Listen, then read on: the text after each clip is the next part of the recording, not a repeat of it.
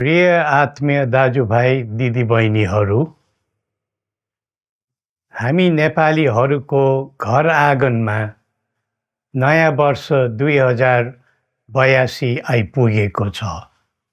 नयाँ घाम, नयाँ ज्योति, नयाँ उत्साह लिएर आएको नयाँ वर्षको उपलक्ष्यमा देश तथा विदेशमा रहे बसेका सम्पूर्ण नेपालीहरूको सुख र शान्तिको मङ्गलमय शुभकामना।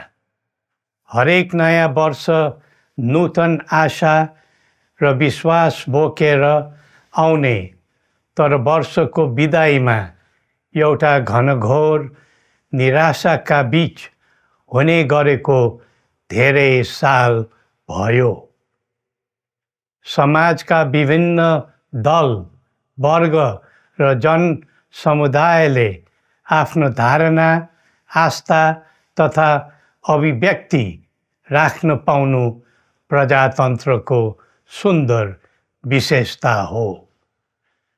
तर त्यस्तो धारणा र मान्यता प्रस्तुत गर्दा सबैले संयम अपनाउनु पर्दछ।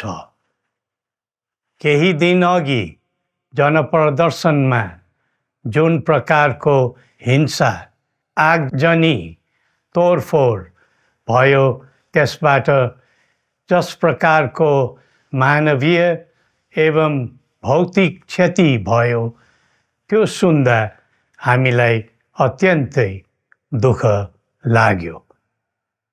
नागरिक स्वतन्त्रता भन्दा ठुलो तन्त्र वा वाद हुँदैन। वास्तविक प्रजातन्त्र त्यहाँ हुन्छ जहाँ राम्रो, नराम्रो, जनगुनासो वा गुणगान सुन्ने परम्परा र संस्कार हुन्छ। नेपाली जनतामा देश र भविष्यलाई लिएर जुन खालको जागरुकता पैदा भएको छ, त्यसलाई हामीले सकारात्मक रूपमा लिएका छौँ। वास्तवमा नेपाली जनतामा रहेको देशभक्तिपूर्ण भावना विश्वमै अनुकरणीय र अनुसरणीय छ। देशलाई विद्यमान जटिलताबाट मुक्त गराई शान्त, स्थिर र समृद्ध मुलुक बनाउने जागरुकता जुन पैदा भएको छ, नयाँ वर्ष 2082 मा नेपाली जनताको चाहना अनुसारको परिणाम हासिल हुने विश्वास थपिएको छ। मुलुकमा व्याप्त अशान्ति, अराजकता, निराशा र असन्तुष्टिबाट आम नेपालीलाई मुक्त गर्न नेपालको राज संस्थाले जहिले पनि योगदान पुर्याउँदै आएको विदितै छ। राष्ट्रियता र प्रजातन्त्रलाई मूल कार्य मान्दै जनभावना बमोजिम चल्ने बहुदलीय प्रजातन्त्र र संवैधानिक राज संस्थाको परम्परामा हाम्रो मान्यता रही आएको छ। वर्तमानमा बदलिँदो जनचाहनाको पनि कदर गरी राज्य शक्तिको स्रोत जनता नै हुन् भन्ने मन्जुरी सदैव स्थापित हुनु पर्दछ। राष्ट्र निर्माता श्री 5 बरामहाराज धीराजको दिव्य उपदेशलाई नै अबको राज्य सत्ताको मूल मन्त्र सोच्नुमा के होला? सन्तुलित कूटनैतिक सम्बन्ध र आत्मनिर्भर नेपालको परिकल्पना नै पृथ्वी पथको मूल सार हो। यही नै राजनीतिको मूलधार हुनु पर्ने हो। विश्वको बदलिँदो परिस्थितिलाई मनन गर्दै विश्वव्यापीकरण र स्वतन्त्र व्यापारका आधारहरूलाई चुनौतीको रूपमा लिँदै चरम आर्थिक मन्दी भोग्नु परिरहेको अहिलेको सन्दर्भमा नेपाल जस्ता विकासोन्मुख देशले आत्मनिर्भर अर्थतन्त्र निर्माणको कार्यमा अर्जुन दृष्टि लगाउनु पर्ने समय आएको छ। स्वदेशी स्रोत साधनको प्रयोगले स्वदेशमै उत्पादन गरी स्वदेशमै खपत गर्दै आन्तरिक अर्थतन्त्रको चक्रभित्रबाटै मुलुकको समग्र अर्थतन्त्र आत्मनिर्भर र चलायमान गराउनु पर्ने विश्व परिवेश निर्माण हुँदैछ भन्ने सङ्केतहरू देखा परिरहेका छन्। विश्वकै उत्कृष्ट यो भूमिमा बाँच्न समेत गाह्रो हुने स्थिति पैदा भएपछि बढ्दो युवा पलायनलाई रोकी युवा शक्तिको श्रम र सिपलाई स्वदेशमै उच्च उपयोग गर्नुपर्दछ। युवा स्वरोजगारको निम्ति अवसरहरूको खोजी गरी नेपालमै आय आर्जन गर्न सक्ने वातावरण तयार गर्नुपर्ने आजको पहिलो आवश्यकता बनेको छ। सबै नेपालीको तन, मन र ध्यान त्यसैमा लगाउनु परेको छ। विश्वभरि छरिरहेका नेपालीहरू एकताका सूत्रमा बाँधिन अब ढिला गर्नु हुँदैन। आफ्ना ज्ञान, सिप र सामर्थ्य मात्र होइन, त्यहाँ आर्जेको पुँजी, स्रोत र साधन समेत नेपालमै लगाउनु पर्दछ भन्ने भावना सबैमा जागृत गराउनु परेको छ। प्रकृतिले दिएको स्वर्ग जस्तै सुन्दर हिमवत् खण्ड नेपाल सिँगार्न र विकासको बिकुल फुक्न कसरी लाग्ने र लगाउने स्वदेश फर्क स्वदेश नै स्वर्ग भन्ने अभियान चलाउनु पर्ने आजको आवश्यकता भएको छ।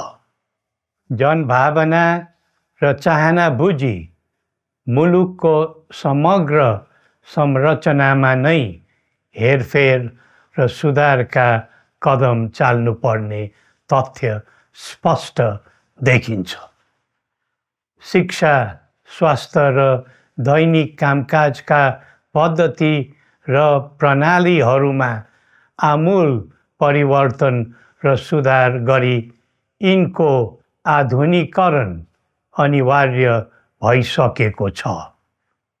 युग प्रविधिको हो, सावधानीपूर्वक उपयोग गर्नु सकेमा राष्ट्रको योगदानमा ठुलो टेवा पुग्न सक्नेछ। सुशासन र भ्रष्टाचार मुक्त प्रशासन मूल नारा हुनु पर्दछ। हामी अस्थिरता, अशान्ति, अराजकता, विपन्नता र भ्रष्टाचारको अन्त्य चाहन्छौँ। त्यसका निम्ति नेपाली जनताबाट हुने हरेक प्रयासहरूमा एकबद्धता रहनेछ। मुलुकको गिर्दो अर्थव्यवस्था, रुग्न हुँदै गएको औद्योगिक उत्पादन, बढ्दो राष्ट्रिय ऋण र बेरोजगारी, रक्षात्मक बन्दै गएको राष्ट्रियता, राष्ट्रिय एकता, सामाजिक सद्भाव, मौलिक धर्म, संस्कृति तथा जनस्तरमा बढेको निराशा, असन्तुष्टि हाम्रो चिन्ताको मूल विषय हो। नागरिक पलायनसँगै पुँजी पलायन, भ्रष्टाचार र व्यथिति देशले थाम्नै नसक्ने स्तरमा झाँगिएको छ। यो स्थितिमा नयाँ वर्षलाई उपलब्धिमूलक बनाउनु हामी सबै नेपालीको सामूहिक र एकताबद्ध प्रयास अपरिहार्य भएको छ। नेपाली बीच द्वन्द्व नहोस्, परस्पर अविश्वास र हिंसाको दुःखद मनोस्थिति नबनोस्, देशवासीहरू कुनै पनि नाम र न्युहुमा ध्रुवीकृत नबनुन् भन्नेतर्फ हामी सदैव सचेत र संवेदनशील छौँ। नेपालीको एकतामा नै नेपालको भविष्य निहित रहेको यथार्थलाई हामीले आत्मसात गरेका छौँ। सबैले यही वास्तविकतालाई आत्मबोध गर्नुपर्दछ भन्ने ठान्दछौँ।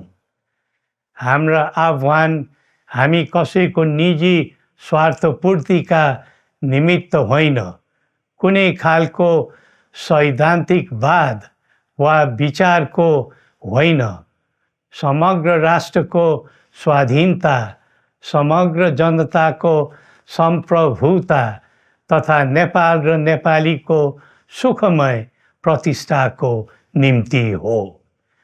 आफ्नै प्रकारको अग्रणी राष्ट्र हामीले नै बनाउने हो अनि आफ्नो स्वतः र अस्तित्व हामी आफैले उठाउने हो। संसार धेरै अघि बढिसक्यो, तर हामी यो वा त्यो वादको चक्रव्यूहमा फँसेका छौँ।